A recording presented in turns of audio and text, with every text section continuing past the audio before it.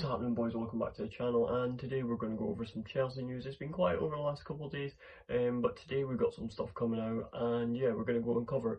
So let's get straight into it. First story I want to get into is about Hato and what's going on with him, and it's actually very simple what's going on with him. He is officially a Chelsea player. Chelsea announced him today, and he's in the door. So yeah, let's get into it. Okay, so it's an official club statement from Chelsea, and it's actually very short and sweet, and it just says Hato is officially a Blue. So what I think about the signing and unveiling of Hato, personally I think this is brilliant. I said Hato was a brilliant player, and he's going to be a great player for the future. He's only 19, and he's Dutch, and he can play left back and centre back, so he's going to be an understudy to Tyriqiue, which would be brilliant, and he can step in at centre back if really needed. Not that Chelsea are actually short of centre backs, but if he needs to be put in there for game time, brilliant. Gets him developing. But this is a great transfer, especially because we only bought him for 35 million. 19-year-old wonder kid for 35 million in this day and age is absolutely crazy. That's like pocket change nowadays, and Chelsea have went and swiped him up for 35 million.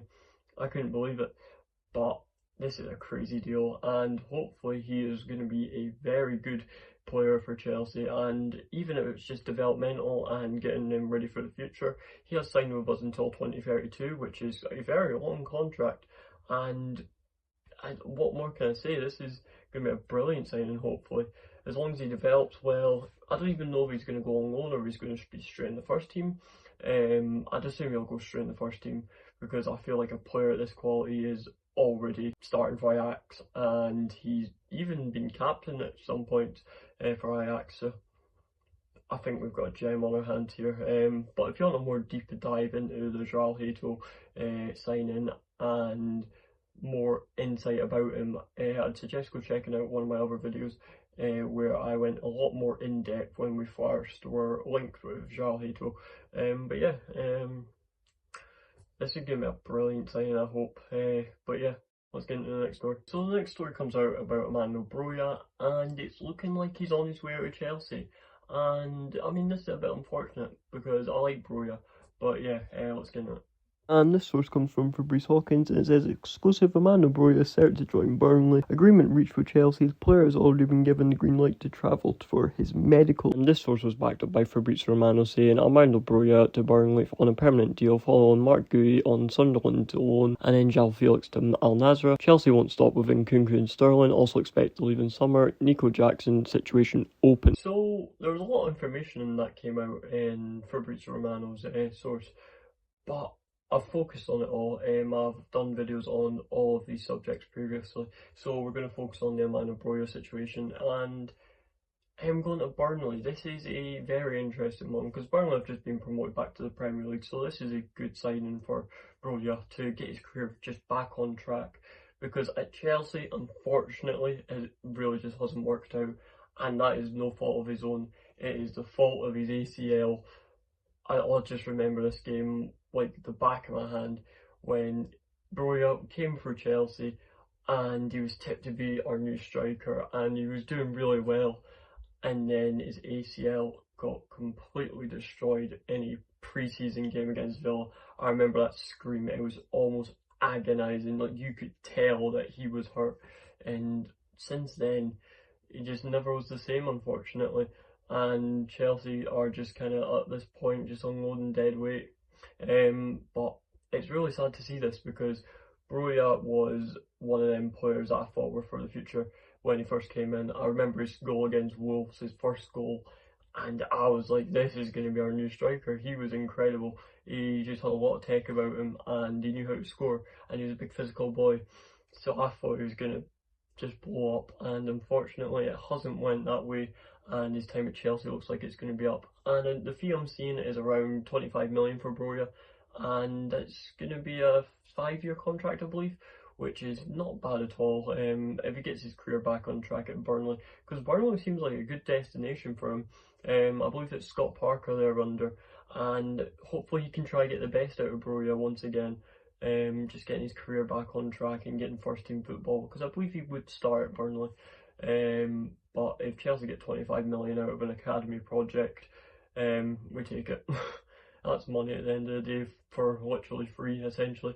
And Broja just gets to get another start elsewhere. Hopefully it works out for him, because I really wanted it to work out for him at Chelsea, because he can play at a high level. As we've seen in the Albanian national team, he is a regular starter for them, but at Chelsea it's just not worked out, and Chelsea have moved on, unfortunately, from Broja, and that's just how it goes. It is what it is, but I really do wish Broja luck, because he was one of my players that I thought would blow up, but unfortunately it just hasn't worked out for us. But yeah, on to the next story. The next story is about another academy project. This time it is Tyriqiue, and he is actually out of nowhere became available to leave Chelsea, which I wasn't expecting, but yeah, let's get into it. Okay, this source comes from Fabrizio Romano. It says, exclusive, RB Leipzig have asked Chelsea about Tyriqiue during club-to-club talks for Xavi Simons. Separate topic and not in the same deal. George has attracted interest from Bundesliga, and Leipzig are keen. He is prepared to leave Chelsea due to limited squad space. Okay, so there's a little bit to get into about this deal, potentially going through, and Tyriqiue leaving Chelsea.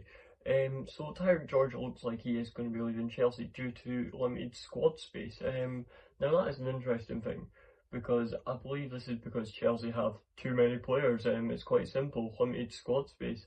Tyriqiue no longer has a space in the squad, and this is because Chelsea have made so many signings. And this brings me on to what happens if we sign Garnacho next. Where's he going to fit in? Or even Xavi Simons, where's he going to fit in? If it's already limited, you've got to fit in at some point. But at this point, I reckon Tyriqiue is looking out for a rob for his own bank, essentially, where he wants to go to a different club just to get game time and actually get a place in a squad where he will fit in. And I've seen that Leipzig is the destination, and it's obviously not part of the deal, but we could do what I was going to do with Tyriqiue. I don't know what's going to happen with that, because I think it's now eyes on Tyriqiue instead of Tyriqiue, because this is a very similar situation that I talked about in a couple of videos ago. But we could go, hey, do you want to swap for Tyriqiue, and you can cut a little bit off Xavi Simons, and we'll give you Tyriqiue and a bit of money. We could entice them with that, but I don't think that will happen. It'll be a case of these will be separate deals if it does happen. But Tyriqiue, basically will probably leave Chelsea, and I've seen him also being linked with Mönchengladbach, which I think he gets straight in that squad. RB Leipzig is a little bit of a different story, because he's not exactly that attacking player in sense of the midfield. He's more of a left winger, which I don't see RB Leipzig needing too much of a need for, because Xavi Simons can play left wing, but he's more primarily a centre player. But if that's what Leipzig are going for, sure, Tyriqiue might be the option. But in Chelsea's eyes, this is pure profit as well, because Tyriqiue is once again another academy project that will generate money if we do sell him. And the fact that he feels that he can't fit into the squad is a bit upsetting. It's a bit unfortunate, because I think he's got a lot of potential. We've seen it. He played really well in the Club World Cup. He's played really well in the Europa Conference League, and yeah, he looked pretty good from what I've seen. But maybe Chelsea are going to cash grab here and just sell him off, especially if he wants to leave, because there's no point having an unhappy player, and he's young, which is one of the kick in the teeth for here Chelsea. But if he wants to make his own path, I respect him totally for that. That is a ballsy thing to do, especially when he's in the environment of Chelsea. Going to a different country such as Germany to develop your game, what more can I say? That's a very brave move from him if he is going to do it. But yeah, Tyriqiue, I wish him luck if he does go on this move, because it's no fault of his own if he can't fit into the squad, because there's just too many people at this point, which is becoming a little bit of a worry for Chelsea, if this is the case, because like I said, we're players that we are signing going to fit in, even Hato, but we already know his role. But yeah, that's all I've got to say about Tyriqiue. Yeah, and that is it. That is all the Chelsea news I have to report today. It was actually a really quick day. A little bit of news came out, but nothing crazy. Just rumours and the more mainstream stuff with Xavi Simons looking like he is coming to Chelsea. They're just trying to advance that, and it's been slow, but I reckon it's going to happen. Garnacho was very keen on Chelsea, but no contacts yet, and Jackson's up in there. So that's the mainstream side of things, and if you're here for that, it's not what I cover normally, but I do cover it at the end of videos, and sometimes I just do focus on videos on it if it's big enough, and there's a lot more information. Because there was one thing that did happen today, and it was Xavi Simons changed his Instagram bio and took RB Leipzig out of it, which, I mean, fair enough, if he's trying to push a Chelsea move, go for it. But yeah, other than that, that is it. Thank you for watching once again. Like, subscribe, and do all that good stuff, helps with the growth, and the growth's been great. I'm just going to continue on saying that, as long as you're supporting it, I'm happy. But yeah, I've been DGT. Once again, thank you for watching, and that's it. Root to it in a minute.